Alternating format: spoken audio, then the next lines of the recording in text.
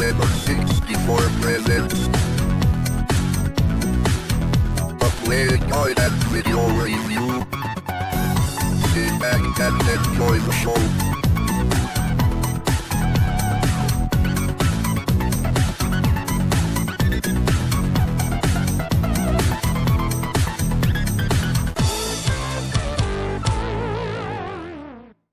Hi, welcome to another 1164 play guide and review.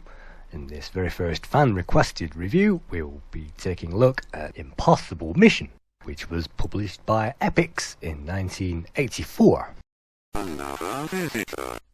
Stay a while. Stay forever. Welcome to the world of Impossible Mission. In this game, we are faced with a number of rooms, and what we have to do is to search those rooms in a spy operation, and when we do that we might uncover certain objects, and if we don't, well, all we have to do is to not die. We are given 6 hours to accomplish the Impossible Mission, and this not to be confused by Mission Impossible, of course, the TV show. Impossible Mission requires spying and infiltration on a whole new level. In this game, we find ourselves in a subterranean maze, and in that maze we will find rooms, just like Rogue, which this was inspired by directly, 1980s Rogue. It requires us to investigate all these rooms, and they will be filled by monsters, or in this case, robots. Those robots are deadly, and they carry a lightning bolt, and if you get hit by that, well, what will that do? Well, that will actually reduce the time that we have available by 10 minutes. You can see there, the instrument panel pops up every time we exit a screen, and I will show you how to operate that a little later on.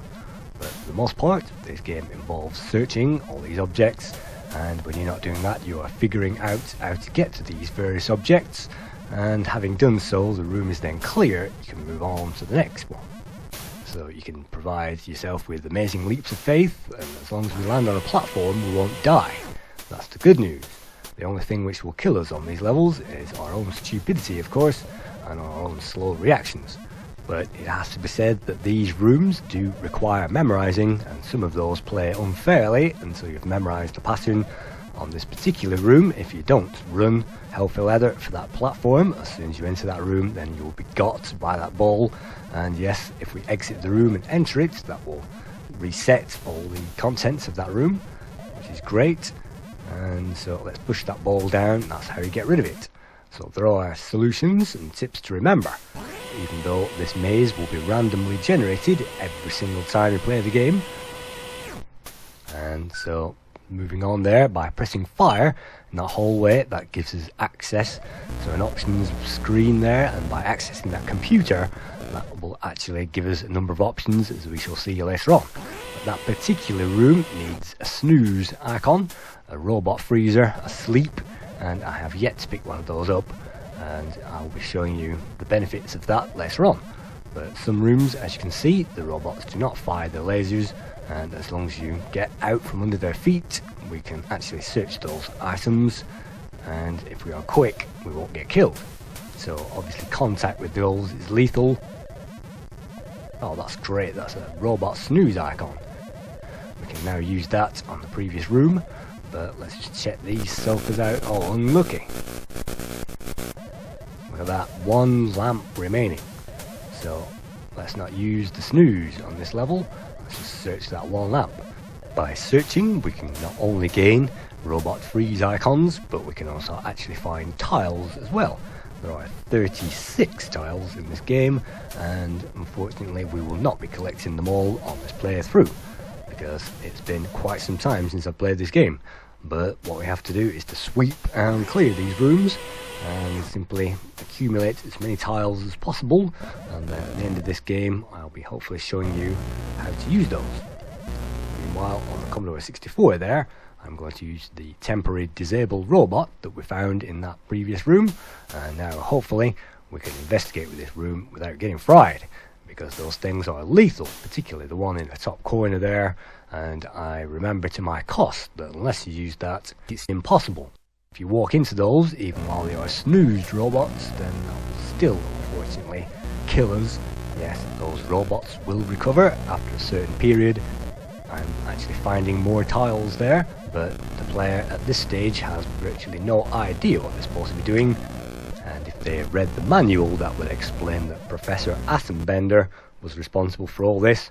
You'll hear his voice at the beginning of every game, and in certain rooms as well. He will say, "Kill him, my robots." And so I cannot hear the sound effects actually while I'm narrating this. That's one of the limitations of the editing.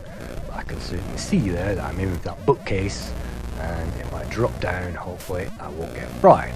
Fortunately, that search lasts for quite a long time, and that seems to be at random, and if that thing contains nothing, then it's no point getting fried there to lose 10 minutes. And so let's skip on through, and let's try another room. Some of these rooms are so easy, it's a joke. At other times, it requires lateral thinking, and on this level, I'm basically avoiding all these robots. And sometimes if you alter your pattern and your maneuvers, like rising up a level, that confuses the robots, and you can use that to your advantage. Fortunately, those search boys do take time, and once again, unless you find those freeze icons to freeze all those robots, put those to sleep, well, you'll find the going is tough. And yes, you can do it by fooling those robots, and it does take time. You have to be perfect there, otherwise that black thing will come down and squash us. Like the prisoner. There you go, it's gone. And I guess we are in a prisoner type game because we cannot get out. There are no exits to this game, and what we have to do is clear all those levels and find all those 36 tiles. If we cannot find them all, then we cannot complete the game, and well, it doesn't make much sense otherwise. But sometimes it can be fun finding out how to get to those tricky, hard to get to places, and figuring out how we can distract those robots and still remain alive. But we have no idea of the time on these levels. They will tick down very slowly, but when we exit the level, we can access the time. And so trying to fool that robot there, I can search that bed, and every room in this game will have a theme. This is the rest room with the couch and the candy, and so if I can find my way down there without getting killed and jump over that guy. Some of these things do not fire lightning, which is a godsend. You just have to hope and pray that they don't. And look at that tremendous flip there as the guy runs through. And that was obviously modelled from real athletes and drawn frame by frame. Destroy him, my robot. So the complexity of this game is belied by the absolutely silky smooth frame rates and puzzles involved, which are sometimes very easy, as I say, and sometimes very cunning. So in this level, all you have to do is to use lateral thinking. Another robot freeze there won't do us any harm, but in the meantime, let's see if we can't do this legitimately. And those things, have no idea what they are. They're like vending machines or maybe jukeboxes there, but in the future, who knows? Each one of these rooms will have its own theme, and we'll find garages and things like that in the sequels, and we'll actually use the temporary disable there because I've actually got fed up of that room. I don't think it's possible to get all these without doing that, and of course we have to figure out the best way to get to those things before they wake up and we get fried. So again, running around there with no idea how long we have remaining, we'll just have to guess. And now that those things are back alive, well, we can actually use the run and gun technique to get those in between blasts. It's not easy, and luckily that thing doesn't require much of a search. If there's nothing in here after all that, it's pretty damn tragic. Well, let's see. Well, we found a lift reset, and it could be some help of some kind, but we managed to find something. So let's get out of there and on to the next room. I remember when I first played this in the 1980s, I had no idea what I was supposed to be doing, but the rooms are tremendously fluid, and the guy there, like Kane, I suppose the Kane series was inspired by this game, and you can see that everything is so fluid. I particularly like the voice sound effects as well. Professor Atombender laughs, and kill him, my robots, particularly on this game. and that was a very expensive process, but the makers of the digital speech samples there actually gave the guys a break in the hope that that would promote sales of their digital speech synthesis, which it then did, and then obviously they put the price up and many software companies just like this couldn't afford it. Epyx, based out there in San Francisco, California, it may appeal to many people as Silicon Valley, but on the surface it is glamorous and gloss. Underneath it's a very expensive paradise. So you can see a brain aplenty there is required to figure out how you are supposed to get through these rooms and how you are supposed to create an amazing game that people will want to play and figure out and spend hours on all on their own. And yes, this is a single player experience, and it looks like even with the freeze there it will be difficult to get over those guys. But what are we going to do? Are we going to risk the freeze, or do we risk running in and getting killed? Well, if we time that perfectly and distract those robots, well, what are we going to do? Well, let's disable those guys. That's a good idea, and then hopefully that gives us some time. It's still not as easy as that, because if we roll down that hole, then that's us over and we'll have to clear that room. And so when we respawn, the objects that we've already got rid of won't respawn, which is great. But we will find ourselves at the top of the screen, and so virtually we'll have to do that again. The lifts will reset, of course, when we do that, but we'll lose 10 minutes. We can actually gain lift reset tools, and we can actually use those to reset the lifts at our leisure. But that only basically resets those to the starting position on every level, and so there's no point really using those except in an emergency.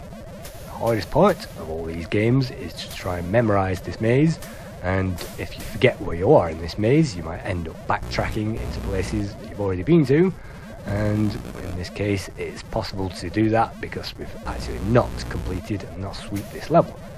The 6 hours we have in the game actually translates to 24 minutes of real time, and if you haven't got to the end of the level and haven't collected enough of those tokens by the end and haven't figured it out, then after 24 minutes the game will end and you'll get some kind of high score at the end of it.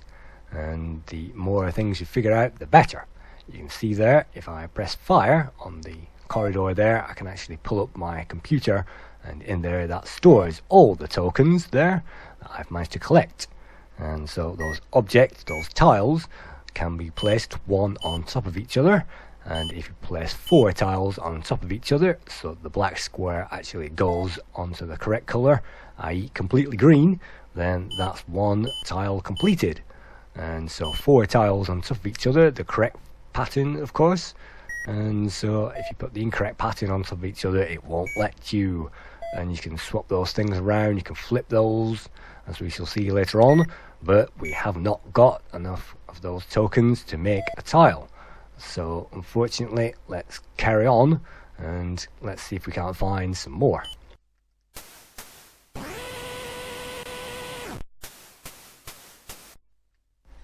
Well, here we are again, and I still have not got the snoozes to participate and clear this level, so let's avoid it. And that's a great part of the game. Yes, we can avoid these things.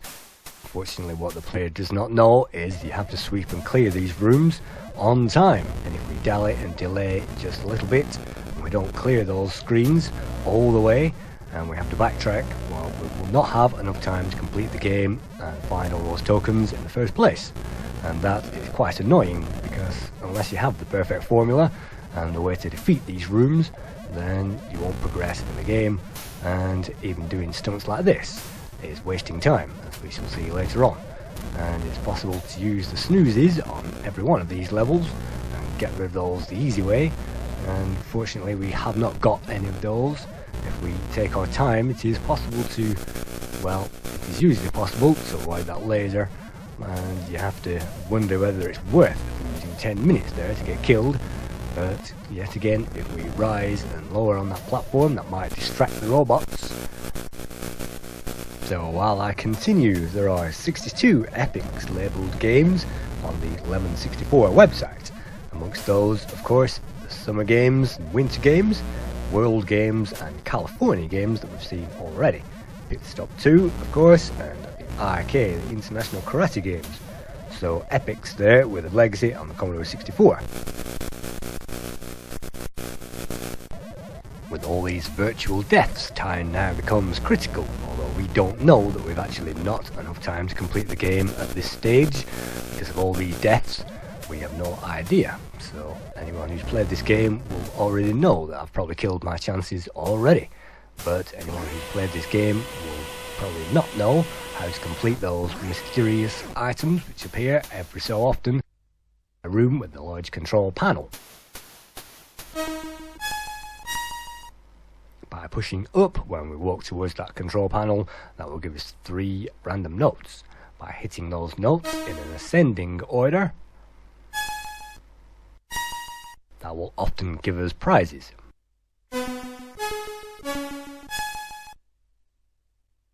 The hardest part is obviously trying to remember which order.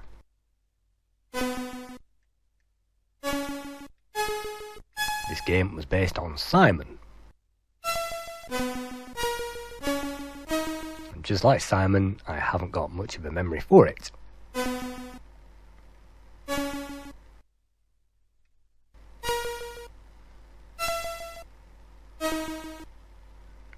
As long as they get the order right eventually, then yes, they will be rewarded by the items and the snoozes that we need. And so if we want the snoozes and the pauses to get rid of those robots, then we can get those for free simply by solving these puzzles. And the more we continue, the more those lift resets and those snoozes we will gain. So it doesn't take that long to do, and at least we aren't losing 10 minutes for every death, because you can't die in this room. But yes, trying to memorize those things isn't particularly easy sometimes, but if you have that patience, then you can gain as many snoozes as you like. And if you find this room early in your play, that means you can get as many snoozes as you like for the rest of the game. Simply return to this screen and get the order right eventually. You don't even have to pause there. As long as the order is right, then that will give you the actual thing. And, well, you can see there, actually, yes, well, I'm pretty damn terrible at it. But yes, if you find this early enough in the game, that will give you enough snoozes, and you can just pause your way around the game, and that won't waste any time whatsoever. And so you won't waste lives dying, because the robots won't be animated in the first place. But after all that, we have been given 4 lift resets and 1 snooze, which isn't amazing.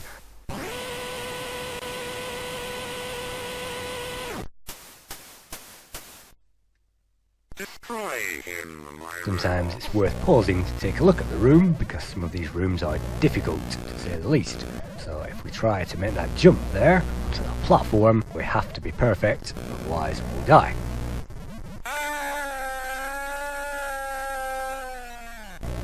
Let's try that again.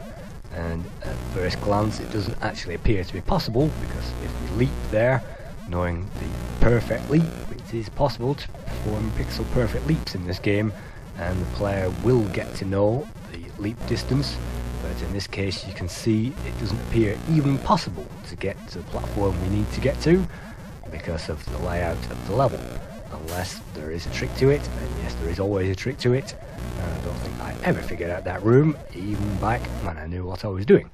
I don't think I've even completed this game, but I've certainly got far in this game, and I know how the game is played, and we'll see the tile element at the end. It really does take time, and it is probably the most annoying aspect after all this. But assigned passwords there allow us to reset those lifts, and that doesn't really do much. So they will wait for us, and so you'll have to lure them off the edge of the screen, rise and then jump, and then hopefully you'll be able to get through. But those pixel perfect jumps there, it's a good job the player really does learn to appreciate the distance that they can jump, and if not, we'll get fried. It helps to study the levels, and that will save you taking an early death, but you cannot jump off those platforms, you are glued to the spot. That means we cannot leap off there and get to those platforms that we need to get to, so some levels don't appear possible at first glance. Let's abandon that. I cannot figure that out, so some of those levels Of course, take time to figure out, and the programmers expect the player to run straight through those. So let's return. Destroy him, my robot. But what do you find in the next room? You can see the blue box at the bottom there. That is a strong door, and behind that is actually Professor Atombender himself. In order to gain access to him, we must solve a puzzle, and that involves a 9-letter code. And so once we've entered those 9 letters in front of that door, then we can gain access to him, and that's game over. But before we can get anywhere near that, we are still frantically searching all these objects in this suburban subterranean complex. And yes, you can't do anything with that door until you've got the code, and we are nowhere near that code at the moment. So the programmers obviously expect the player to run through these levels as quickly as possible, grab everything and exit. That has never been more obvious than on this screen, where there is absolutely nothing to pick up whatsoever. If you miss time and miscalculate a jump, then it is always possible to actually get yourself out of it. But yes, if the player is dexterous with those controls, then the controls live up to their best expectations. To make it harder, the programmers have built into the game a reorder process which randomizes all these rooms every time we start a new game. And so even though these rooms will appear, the actions of the robots will actually be randomized every time we play the game, and the contents of the rooms will be randomized as well. So that hidden bookcase that takes half an hour to search might not be actually very worth it in a randomized game when you find nothing in there. So let's check this sofa. And yes, you can fool the robots on some of these levels very easily, and it's always satisfying when the level is clear. The screen is obviously clear there, and we've done a good job. But searching those things and avoiding those things forever on a long search just to find nothing is not rewarding, and so that's why some of the magazine reviewers said this was too complex and not a rewarding game. So all we have to do now is search that sofa and that lamp. Luckily, the AI of these robots is pretty much predictable, and so we can time those things pretty much to perfection. So it's a puzzler and a platformer at the same time. Fortunately, some of the puzzles are great, and some of those are actually very hard, and it will take the player a long time to figure those out. So let's exit this level, and that platform will not take us up to the top, unfortunately. We have to jump, and we'll have to risk that maneuver to try and get out of there. And yes, it's taken me quite some time to figure out the easy way of doing that without getting killed, but I got there in the end.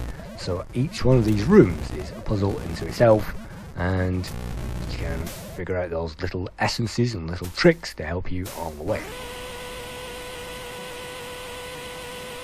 Luckily, the game tries to offer a balance between the fun and the disaster, and on rooms like this, it can be fun figuring out how we are supposed to avoid that thing, and so far so good.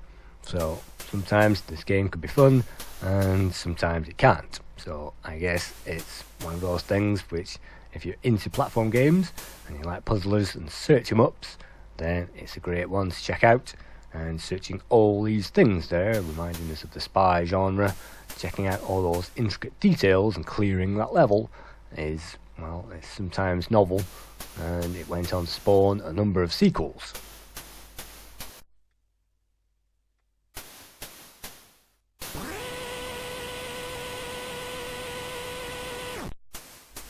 So let's not waste any time. As soon as we enter that room, let's freeze all the robots and let's take out all these items.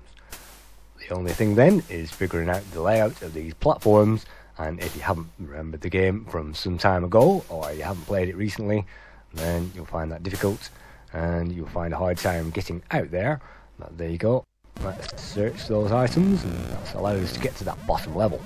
So this game is interesting sometimes when you figure out how to complete these rooms, and you get from one room to another, find another freeze icon there, and that will put the robots to sleep on the next level as well.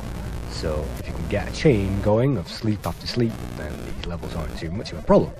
You know, the problem comes with the time, because even if the player has the time to spend, maybe half an hour to play this game from end to end, then they have to do the thing perfectly, and they have to know how to handle every single level perfectly. And because those things are randomized, those mazes are randomized, sometimes you can't get the free snooze upgrades by entering those notes into the random note generator into the correct order. And so it would have been a good idea to have enough time to explore the whole map, and then you could see which rooms needed to be completed and give you time to complete the entire thing, all the objects. And you may argue that if the player does not die during this entire game, then it certainly does give the player ample time to explore the entire map. But unfortunately, the average player, just like me, will die on a number of occasions, despite those robot drift off to sleep icons there, which I perhaps should have used on this level. Being clever there, trying to save those is entirely possible, and you can reward yourself and pat yourself on the back for a job well done if you manage to put that together and that plan is put into action. Unfortunately, there's nothing there, so it's a complete waste of time. So that deflates our payoff, and then we have no payoff going on to the next level.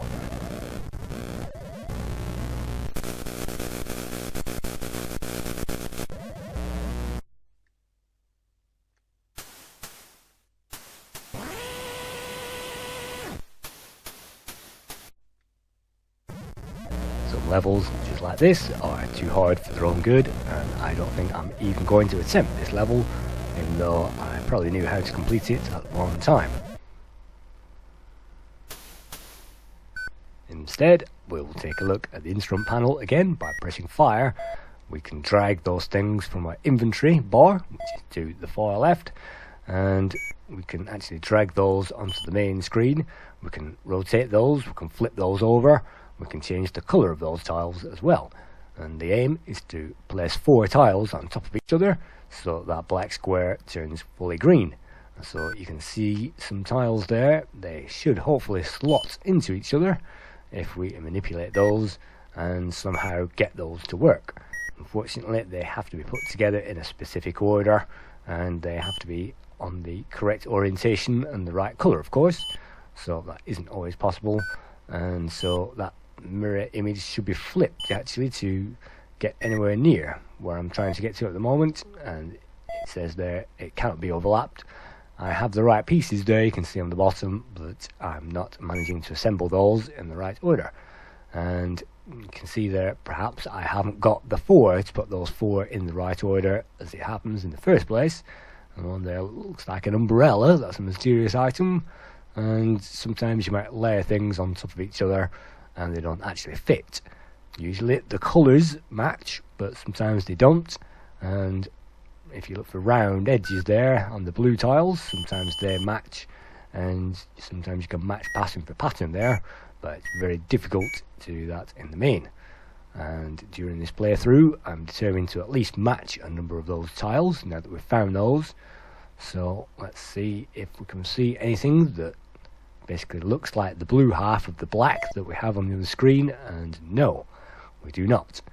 We do not seem to have as many tiles as I thought, and it doesn't actually tell you how many tiles you've got until the end of the game, so you've no idea whether you've collected all the tiles you need, which is another oversight.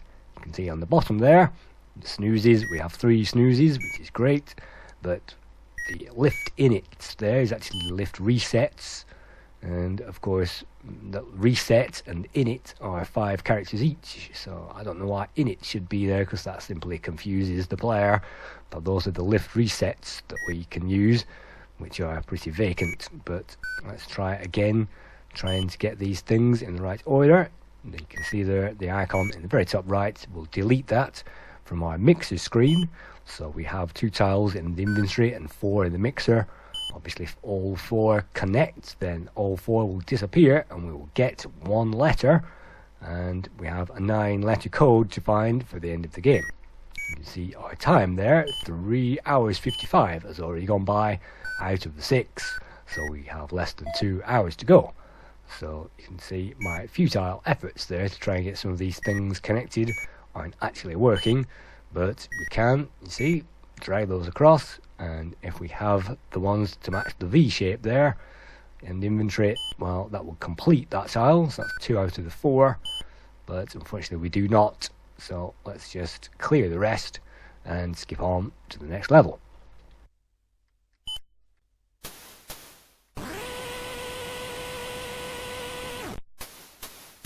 It has to be said that one of my favourite parts of this game is indeed the voice sound effects, not only of the professor himself, but also our footsteps are tremendous. They have a tremendous echo there, and well, it sounds like he's wearing tap shoes mainly, but if we die, that's a tremendous sound.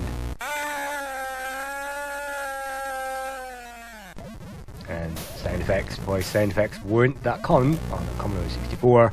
In fact, in my childhood I actually had a list of all the games that I had which contained voice sound effects, just like Robocop and things like that. The list was rather short. So this game, it has those, and see I'm trying to fool that thing, but it did not work. Sometimes you cannot.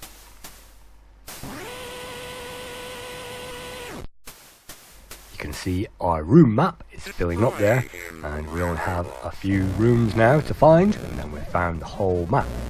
Unfortunately, we do not know if we've left any of that furniture hanging around in all those different rooms that we visited, and just one lamp and just one sofa could be the one which holds the key and the icon which we need to complete the entire game, and we have no way of knowing that. In the meantime, I'm running around the study there trying to find bookcases and leafing through those books. In this case, it's found absolutely nothing. So in this case, books aren't worth it. Let's try the desk, and when that thing turns halfway around there, we know it's going to fire, and that's just outside of our range. Sometimes the robots can rush across and kill us, and sometimes they don't. But stupid mistakes like that is a ridiculous waste of time.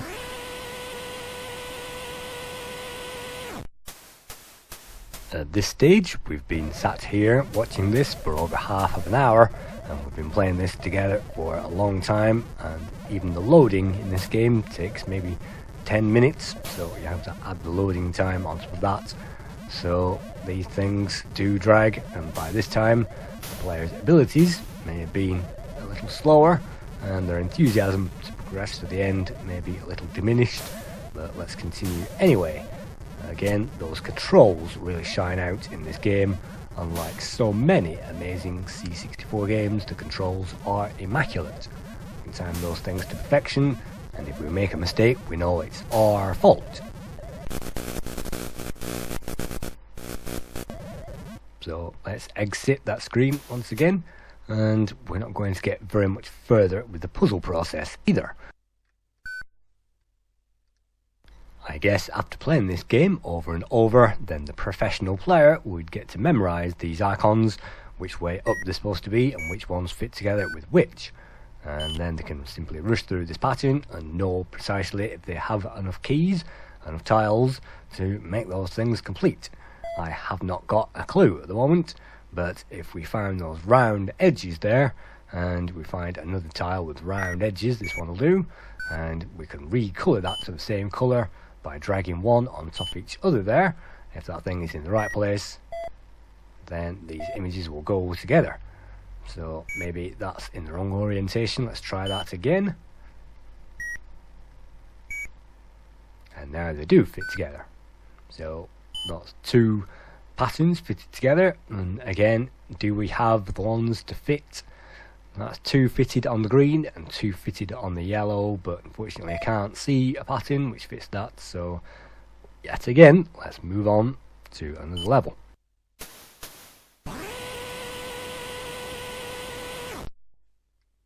Yes, we also have to remember the exit door as well, because if we lose track of where the exit door is, then once again we cannot complete the game.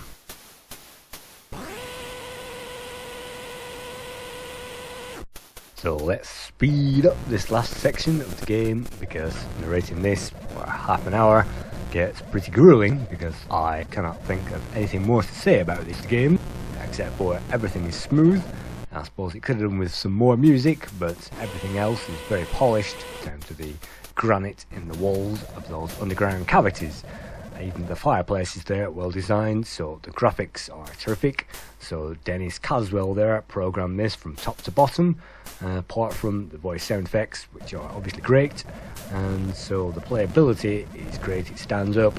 It's just that even with the original game, and yes, I did have this with the Epyx multi-pack along with Pit Stop 2, but even with the manual, it is certainly difficult to work out what one is supposed to be doing. I could even work out this sequence required us to hit those notes in ascending order, because that is not obvious, and again, it is not in the manual. So this game could have been easier, and if we die a number of times, we will not have enough time left to complete the game. So this thing could have had improvements, and it could have been more user-friendly and an easier mode. But sometimes, as I say, if we get killed, then it's always our fault, and so we shouldn't have been there in the first place. Let's freeze those robots and make it look easy. Taking a look at the scores. The magazine reviewers gave this high praise, and yet Commodore Force apparently gave this 75%, and so Commodore User gave this 80%, CMVG gave this 90%, Zap, after a few attempts, finally gave this 95% in November 85, and even the budget re-release got 96% in November 89. So they couldn't praise this game highly enough. Your Commodore actually gave this a 5 out of 5, which is basically 100%. However, that 75% drags the score down to 85%, and on the Lemon C64 website, that score is currently 8.4, so that's not too far away. So let's speed up this footage as far as we got, and keen-eyed viewers may see that we're already on 5 hours, so the 6 hours is almost up. You can pause those things there, and let's clean up the last of these rooms. Hopefully we've figured out most of these rooms now, got through most of those, but even still at this stage, it is not easy, and those infuriating things, just when you need the time the most, aren't easy. So here we are again in the corridor.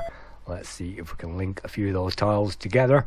Again, I've no idea how many I've got, but it does tell you at the end of the game, and whether we have enough.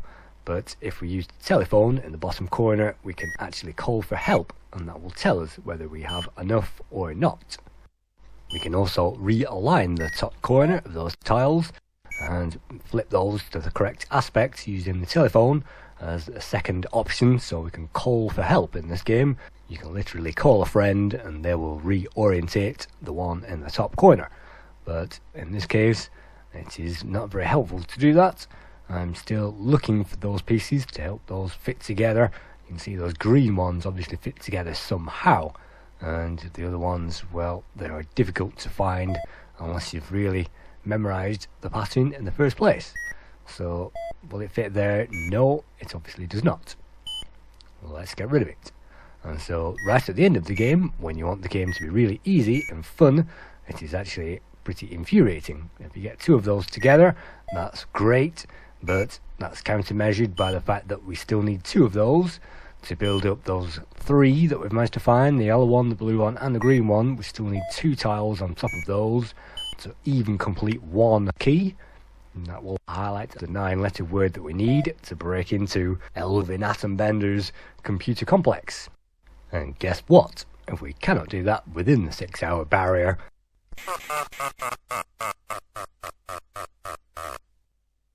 he laughs his head off and we can no longer complete the game. At that point, we are given a communication screen with our high scores and a few of those statistics which we could have done with in the game itself. I'm not quite sure whether those are available in the game. I don't think so, but at least they tell you at the end of the game.